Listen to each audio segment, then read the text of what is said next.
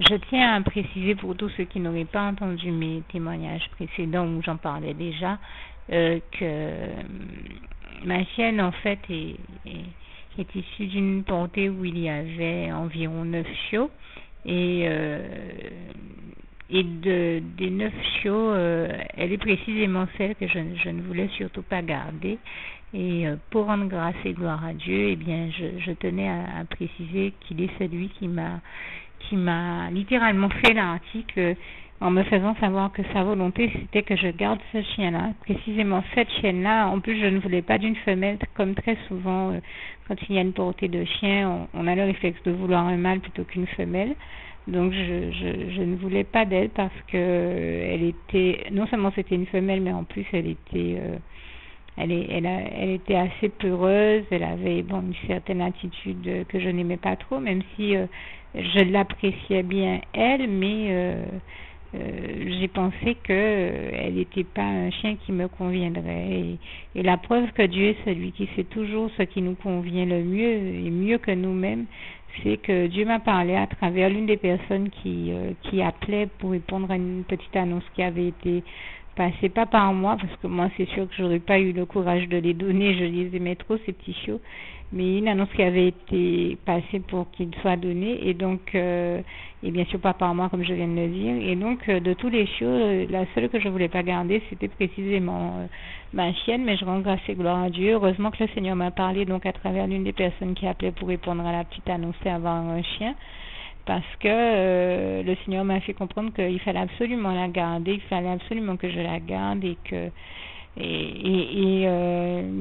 décidé de lui obéir, et aujourd'hui nous sommes déjà presque, je crois que nous sommes plus de 10 ans plus tard, et en tout cas je rends grâce et gloire à Dieu, et je le dis, j'ai vraiment vu sa gloire en très peu de temps après, parce que je crois qu'entre 3 semaines et un mois, tous les autres chiots qui avaient été donnés sont morts, c'est-à-dire qu'ils n'ont pas vécu peut-être un mois de plus, je ne sais pas pourquoi, mais chacun pour des raisons différentes, et la seule qui a survécu de toute la portée, c'est ma chienne. Et au jour d'aujourd'hui, je vois comment Dieu me bénit à travers elle. Vraiment, je lui rends grâce et gloire. C'est vraiment un cadeau de Jésus dans ma vie, une grâce et une bénédiction très très importante pour moi. Je crois que beaucoup de personnes peuvent peut-être trouver mon propos un peu bizarre. Quand on n'a pas vécu ce que j'ai vécu avec ma chienne, on peut ne pas comprendre, mais je crois que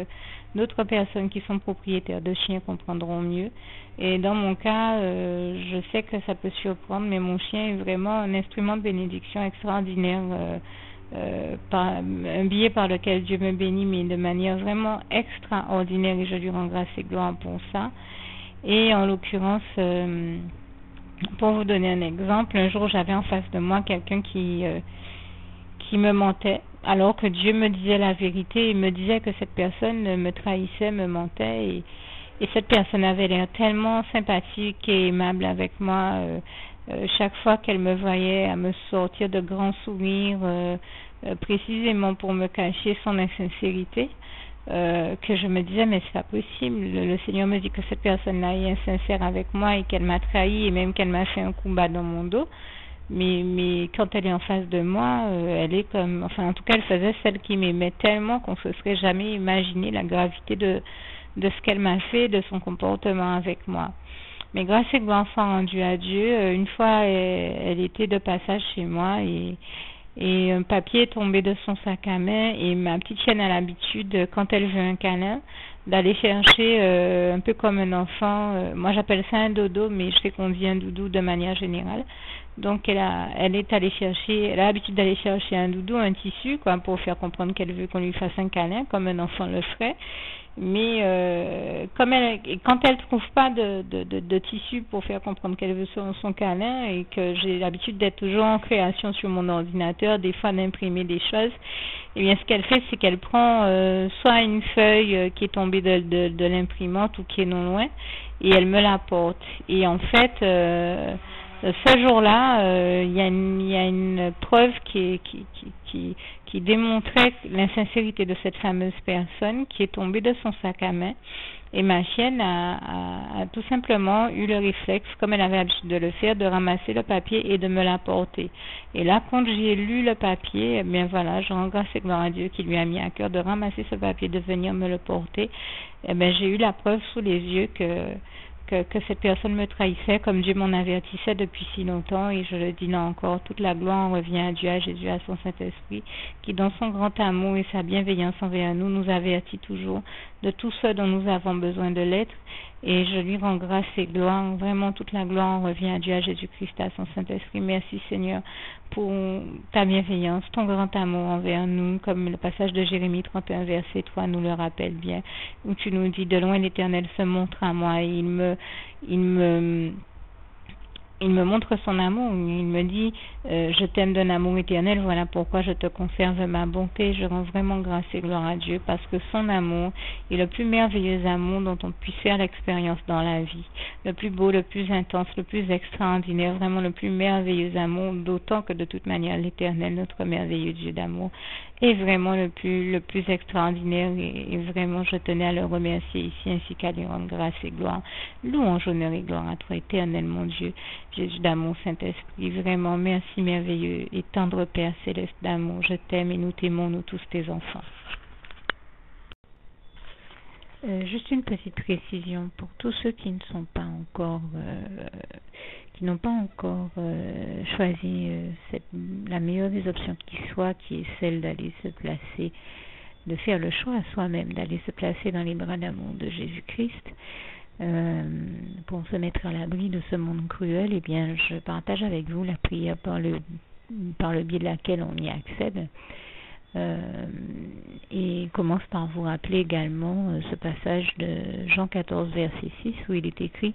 que Jésus-Christ est le chemin, la vérité et la vie, nul ne vient au Père, Dieu, sans passer par le Fils Jésus-Christ, bien sûr. Je le dis à ma manière, vous regarderez comme il est actuellement écrit dans vos Bibles là encore. Et donc, n'hésitez pas à ouvrir vos cœurs à Dieu, à Jésus, à son Saint-Esprit, à être sincère avec lui et à lui adresser la prière qui suit, à lui dire tout simplement, Éternel mon Dieu, Seigneur Jésus-Christ, moi, un tel, vous dites votre nom et votre prénom, je t'accepte aujourd'hui comme mon sauveur personnel, le seul maître et roi de ma vie. Je remets toute ma vie entre tes mains puisqu'elle t'appartient, éternel mon Dieu, puisque tu l'as créée, cette vie. Donc tu en es donc le seul maître et propriétaire comme de tout ce qui existe dans tout l'univers. Je remets donc toute ma vie entre tes mains, je te la donne. Merci éternel mon Dieu aussi de permettre que cette vie que tu m'as donnée continue à être à ta gloire et que je continue à te servir, à t'appartenir pour l'éternité, d'éternité en éternité. Merci aussi Seigneur de faire que je continue donc à te servir et à t'appartenir pour l'éternité, d'éternité en éternité. Et aussi Seigneur de m'accorder la grâce de ton pardon et de ta miséricorde pour tous les péchés que j'ai commis tout au long de ma vie, jusqu'à la date d'aujourd'hui incluse. Et c'est au nom puissant du Seigneur Jésus-Christ que j'ai fait cette prière. Et à vous tous qui avez fait cette prière, je vous dis que Dieu vous bénisse abondamment, puissamment, richement, et surtout n'hésitez pas à la partager avec tous vos proches et contacts, amis, membres de vos familles, collègues, bien-aimés, tous ceux que vous aimez, et surtout tous ceux à qui Dieu vous mettra à cœur, avec qui Dieu vous mettra à cœur de la partager. Et comme j'aime à le dire, si vous n'avez pas encore pris le temps de faire cette prière, comprenez bien que voilà, ça ne vous coûte rien de la faire, c'est gratuit, c'est indolore, et que voilà, vous n'êtes pas obligé de me croire, mais moi il m'est arrivé tout comme vous de devoir faire cette prière un jour dans ma vie, et quand on m'a proposé de la faire, je me suis dit, et si c'était vrai, et si c'était vraiment Dieu qui, par ce biais-là, m'appelait à lui et me demandait de lui donner ma vie, de l'accepter, c'était Jésus qui était en train de vraiment me tendre la main et qui était en train de me demander de l'accepter comme mon sauveur personnel, je ne pourrais pas passer à côté de l'occasion de lui dire oui, parce qu'il faut aussi que je reste ouverte à ce que Dieu peut avoir à me dire. Il faut que je garde mon cœur et mon intellect ouverts à ce que Dieu peut avoir à me dire, Donc je me suis dit, je ne peux pas courir le risque de passer à côté de mon éternité, de passer à côté des meilleures choses de la vie, surtout si le maître et créateur de la vie m'appelle et cherche à me sauver. Pour être sauvé, il faut bien que je lui dise oui, que je souhaite qu'il me sauve. Oui, Seigneur Jésus-Christ, je t'accepte comme mon sauveur personnel. Et c'est le sens de cette prière. Et comme je dis, elle ne nous coûte rien à faire. Et puis surtout, moi je vous dis, du jour où je l'ai faite, j'ai vu Jésus changer ma vie en mieux sur tous les plans. Et donc je crois que ça ne vous coûtera rien, ça ne vous coûte rien vous non plus de la faire et puis d'expérimenter, de regarder comment les choses vont se dérouler dans votre vie, de regarder Jésus changer votre vie en mieux, à vous aussi. Et d'en faire l'expérience. Et pour en faire l'expérience, il faut commencer par en faire cette prière. Donc si vous ne l'avez pas encore dite, réembobinez tout simplement cette vidéo ou ce document si vous préférez. Réécoutez-le et dites avec moi la prière que vous m'avez entendu mentionner. Et n'oubliez surtout jamais que tout est possible à celui qui croit en Dieu, en Jésus-Christ et en son Saint-Esprit,